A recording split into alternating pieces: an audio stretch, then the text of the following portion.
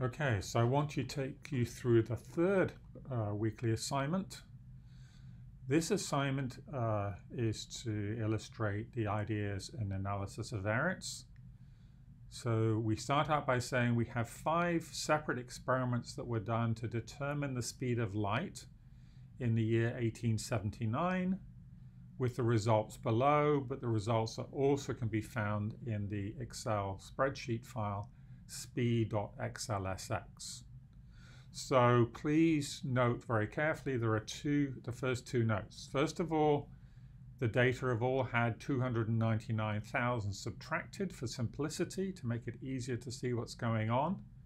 Secondly, you need to recognize that this data needs reorganizing before you do the analysis, because of course data in the same row have no connection. These are 5 separate experiments. All right, so you have 5 separate experiments done in these, which have been placed in the 5 columns just to make the file small. Now I now ask you to answer 5 questions, and for each of these questions you need to provide statistical evidence along the lines of what we have discussed in the class in order to support all your answers. So first of all, what is the best estimate for the speed of light based on all the experiments together? So all 5 experiments, what's your best estimate? Secondly, I ask you, is there a statistically significant difference between all the experiments? All right, so we have discussed this this week in the class.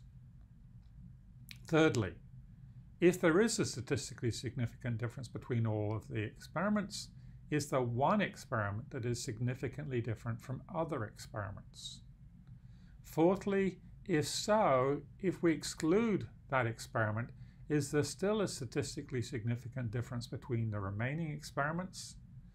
And then lastly, if so, does excluding that experiment improve the prediction, given that we now know the true speed of light is 299,792.5 kilometers per second to the nearest 0.1 kilometer per second.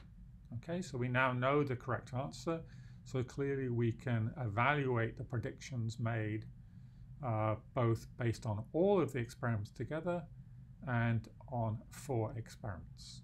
Okay. Again, as usual, please make sure you put your name, department, and student number inside the assignment so it's visible when printed. And again, please make sure your output is in A4 PDF format, not a spreadsheet, when you upload it to Moodle. Okay?